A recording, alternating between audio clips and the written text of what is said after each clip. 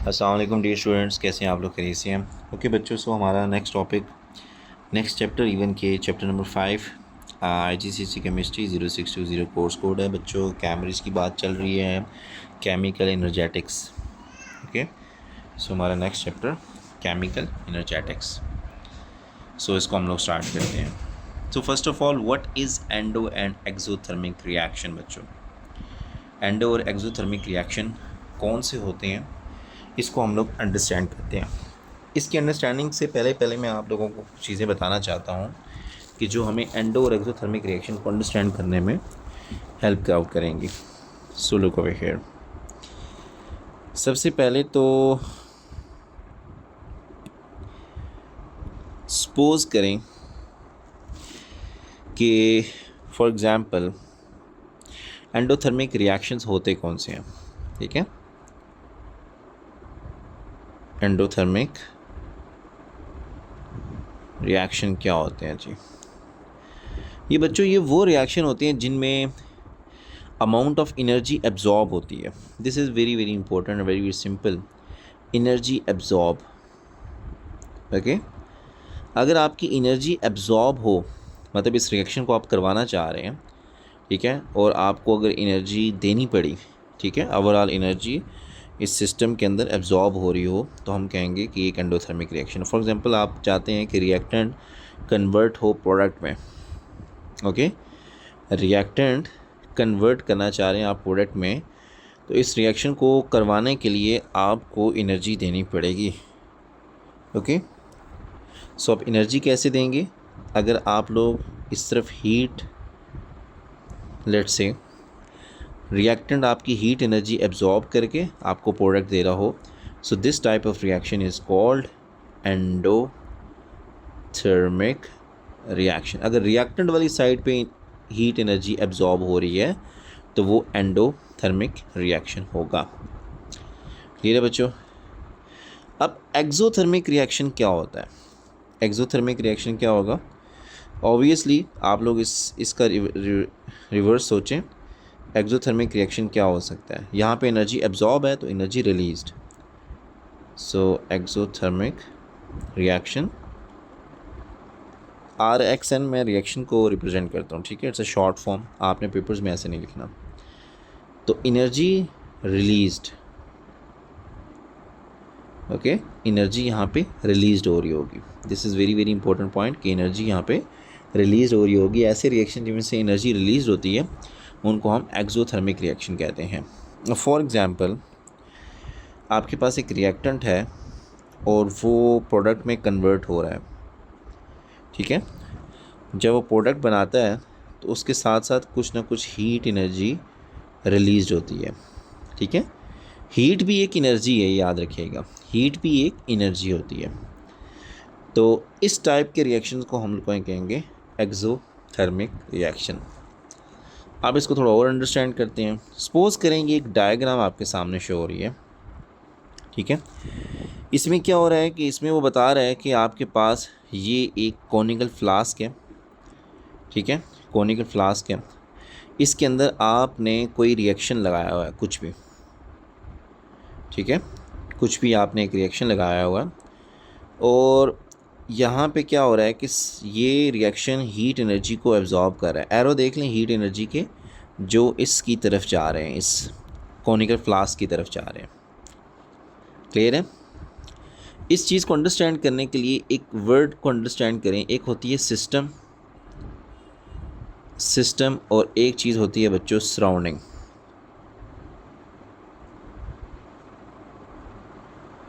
System और surrounding क्या चीज़ होती है? सिस्टम वो चीज़ होगी, वो रिएक्शंस होंगे जिनको हम अब स्टडी करने वाले हैं, हम उनको सिस्टम कहा करेंगे। क्लियर है? जैसे कि अब ये एक पूरा रिएक्शन था, ठीक है, इसको हम लोगों ने स्टडी करना था, तो हमारे लिए ये एक पूरा एक सिस्टम हो गया, ठीक है, ये एक पूरा सिस्टम है, और इसके बाहर जितनी भी चीज़ें हैं वो सारी सराउंडिंग में आएगी, ठीक है। अब आप मुझे एक बात बताएं, आपकी ये सारी सराउंडिंग है ना, ये बाहर सारी सराउंडिंग है, सराउंडिंग से हीट एनर्जी किस तरफ जा रही है? सिस्टम की तरफ जा रही है, ठीक है। सराउंडिंग से हीट एनर्जी सिस्टम की तरफ जा रही है। तो ये देखो सिस्टम एनर्जी को एब्जॉर्ब कर रहा है, ठीक है। हीट एनर्जी जो है वो मैंने एरो से आपको रिप्रेजेंट कर रहा हूँ कि वो सराउंडिंग से सिस्टम की तरफ जा रही है हीट एनर्जी। अब इसका क्या मतलब होगा कि एक एंडोथर्मिक रिएक्शन है। क्यों? क्योंकि सिस्टम हीट एनर्जी को एब्जॉर्ब कर रहा है, तभी तो एनर्जी जो होगी वो हमेशा हायर कॉन्सेंट्रेशन से लो कॉन्सेंट्रेशन की तरफ जाती है, तो उसको एब्जॉर्ब कर रहे हैं सिस्टम। अब आप मुझे बताओ कि अगर सिस्टम हीट एनर्जी को एब्जॉर्ब करेगा तो सिस्टम का जो टेम्परेचर होगा बच्चों वो इंक्रीज़ कर जाएगा, और सराउंडिंग का जो भी टेम्परेचर होगा वो डिक्रीज़ कर जाएगा। क्यों? रीज़न ये है ना कि क्योंकि सराउंडिंग से हीट एनर्जी सारी की सारी सिस्टम की तरफ जा रही है, तो सिस्टम का सराउंडिंग का टेम्परेचर कम और सिस्टम का टेम्परेचर ज़्यादा होता है। ये कौन से रिएक्शन की बात चल रही है? This is all about the endothermic reaction.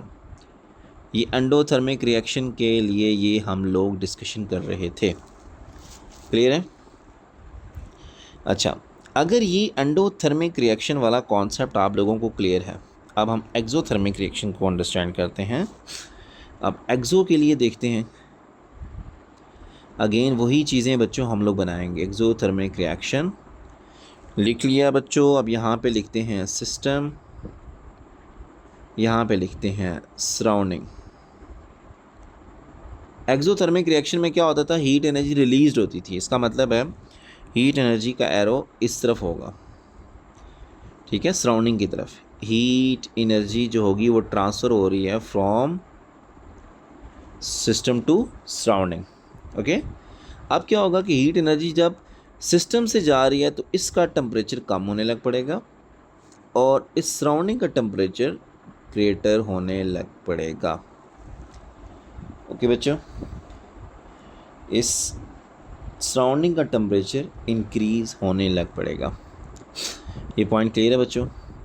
तो ये आपके एक्सोथर्मिक रिएक्शन के लिए आपको ये पॉइंट्स का आइडिया होना चाहिए कि सिस्टम का टेम्परेचर कम होता है और सराउंडिंग का टेम्परेचर ज़्यादा होता है, क्योंकि वो हीट एनर्जी वहाँ पे रिलीज़ कर रहा होता है, हीट एनर्जी रिलीज़ कर रहा होता है।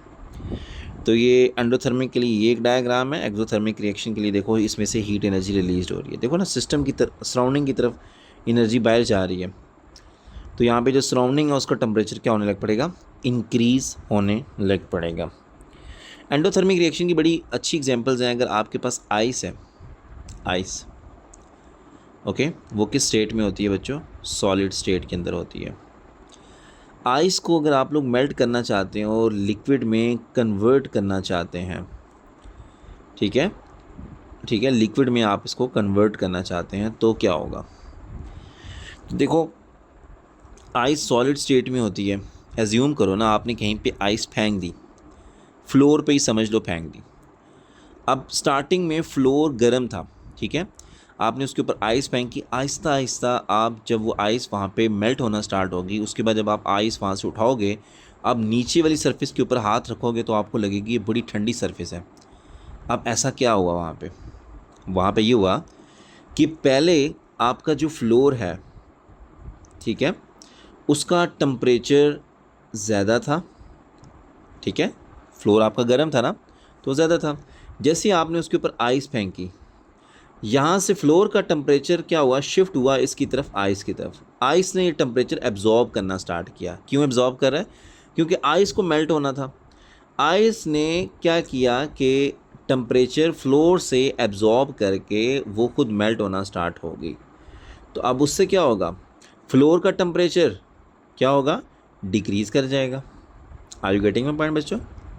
फ्लोर का टेम्परेचर डिक्रीज़ कर जाएगा और इसका टेम्परेचर इंक्रीज़ कर जाएगा। पॉइंट क्लियर है? क्योंकि हमें पता है लिक्विड जो होते हैं वो at room temperature 25 degree Celsius पे ही होते हैं। आइस 0 डिग्री सेल्सियस थी। अब 0 डिग्री सेल्सियस से आइस 0 पे थी, 0 से वो 25 डिग्री सेल्सियस पे कैसे वो चीज़ पहुंच गई? टेम्परेचर एब्जॉर्ब करके। तो ये पॉइंट क्लियर है बच्चों?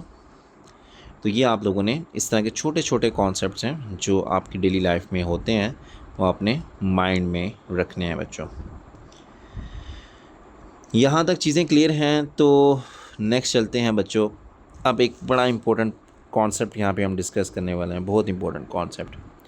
आज के लेक्चर का यही इंपॉर्टेंट कॉन्सेप्ट होगा आई गेस।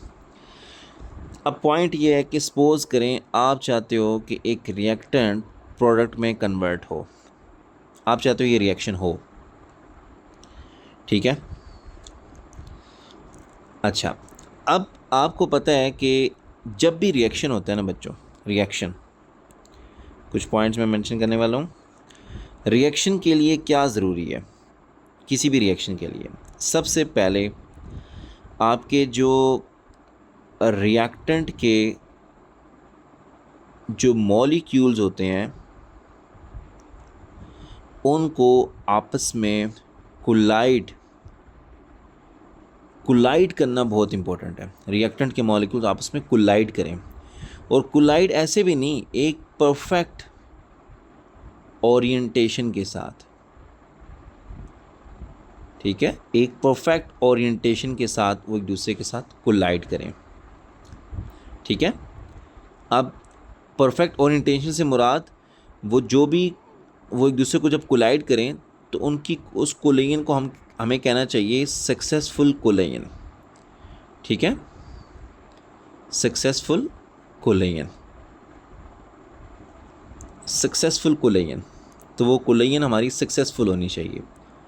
अब सक्सेसफुल कोलाइन से क्या मुराद होती है कि जब बच्चों दो मॉलिक्यूल्स आपस में कोलाइड करते हैं, ये हेड टू हेड जब कोलाइड करते हैं, इसको कहते हैं सक्सेसफुल कोलाइन। लेकिन जब एक मॉलिक्यूल यहाँ से आ रहा है, दूसरा मॉलिक्यूल आ रहा है इस डायरेक्शन में, तो आपको क्या लगता है, एक दूसरे को टच करेंगे ऐसे साइड टू साइड, ठीक है, ऐसे थोड़ा सा टच भी करवा लो, इसको साइड टू साइड कोलाइन कहते हैं। This is not successful कोलाइन, unsuccessful कोलाइन। तो कोलाइन हो, मॉलिक्यूल्स को कोलाइड करना है, और कोलाइड परफेक्ट ओरिएंटेशन के साथ होना चाहिए, और सक्सेसफुल कोलाइन होनी चाहिए, ठीक है, कोलाइन हो। अब एक चीज़ और होती है जिसको कहते हैं कोलाइन फ्रीक्वेंसी, ठीक है, वो हम बाद में बात करते हैं। अब जब सक्सेसफुल कोलाइन होती है ना, कोलाइन के दौरान क्या होते हैं, या तो आपके रिएक्टेंट के जो बॉन्ड्स होते हैं बेसिकली उनको ब्रेक होना होता है। हमेशा याद रखना बच्चों, रिएक्शन तभी होता है जब रिएक्टेंट के ओल्ड बॉन्ड्स ब्रेक होते हैं और न्यू बॉन्ड्स की फॉर्मेशन होती है, तभी तो नया प्रोडक्ट बनता है, रिएक्टेंट से प्रोडक्ट बनता है। तो रिएक्टेंट्स के बॉन्ड्स को ब्रेक होना होता है, ठीक है, और क्या होना होता है बच्चों, इसी के पैरेलल आपके new bonds are formed, new bonds ने क्या होना, बनना होता है। अब याद रखिएगा बच्चों कि जब आपके ये रिएक्टेंट के बॉन्ड्स ब्रेक होते हैं तो हमें रिएक्टेंट के बॉन्ड को ब्रेक करने के लिए भी एनर्जी रिक्वायर्ड होती है, ठीक है, एनर्जी रिक्वायर्ड होती है। और जब न्यू बॉन्ड की फॉर्मेशन होती है तो यहाँ से एनर्जी रिलीज्ड होती है, ठीक है, यहाँ से आपकी एनर्जी क्या होती है, रिलीज्ड होती है। तो अब आपका जब भी रिएक्शन होता है उसमें एनर्जी एब्जॉर्ब भी हो रही होती है, क्योंकि रिएक्टेंट के बॉन्ड से ब्रेक होना होता है, और न्यू बॉन्ड्स की फॉर्मेशन भी हो रही होती है, एनर्जी रिलीज्ड भी हो रही होती है। दोनों काम एट द सेम टाइम बच्चों चल रहे होते हैं, दोनों काम एट द सेम टाइम चल रहे होते हैं, याद रखिएगा, at the same time energy absorb भी हो रही होगी, एनर्जी रिलीज्ड भी हो रही होगी बच्चों। अब हमने ये देखना है कि ओवरऑल नेट उस रिएक्शन का जो नेट रिज़ल्ट है, मतलब नेट क्या होगा कि एनर्जी कितनी एब्जॉर्ब है, कितनी रिलीज्ड है, ठीक है। अगर सपोज़ करें एनर्जी ज़्यादा एब्जॉर्ब हो रही हो, एक रिएक्शन को होने में बॉन्ड्स को ब्रेक करने में ज़्यादा एनर्जी हम दे रहे हों और उसमें से एनर्जी प्रोडक्ट में एनर्जी ज़्यादा कम रिलीज़ हो रही हो, इस टाइप के रिएक्शन को हम लोग कहेंगे दिस इज़ एंडोथर्मिक रिएक्शन। ये मैं उस लिहाज से बताया हूँ आपको, एंडोथर्मिक रिएक्शन, ठीक है। और अगर आप ये देखते हो कि कहीं पे प्रोडक्ट में से जो एनर्जी रिलीज़ड हो रही है वो ओवरऑल ज़्यादा हो रही है as compare to energy absorb के, तो तब आप उसको कह सकते हो दिस इज़ एक्सोथर्मिक रिएक्शन। बच्चों यहाँ तक पॉइंट क्लियर है बच्चों? बस ये आप लोगों ने माइंड में रखना है। इंशाल्लाह नेक्स्ट क्लास में हम रिएक्शन पाथवे डायग्राम्स को स्टडी करेंगे। अभी बस थोड़ा थोड़ा सा चीज़ों को स्टार्ट किया है, ठीक है बच्चों। तो नेक्स्ट जैसे टॉपिक्स आएंगे इसको और डिटेल्स में लेके चलते जाएंगे। तो इंशाल्लाह नेक्स्ट क्लास में मिलते हैं बच्चों। ओके, अल्लाह हाफिज़।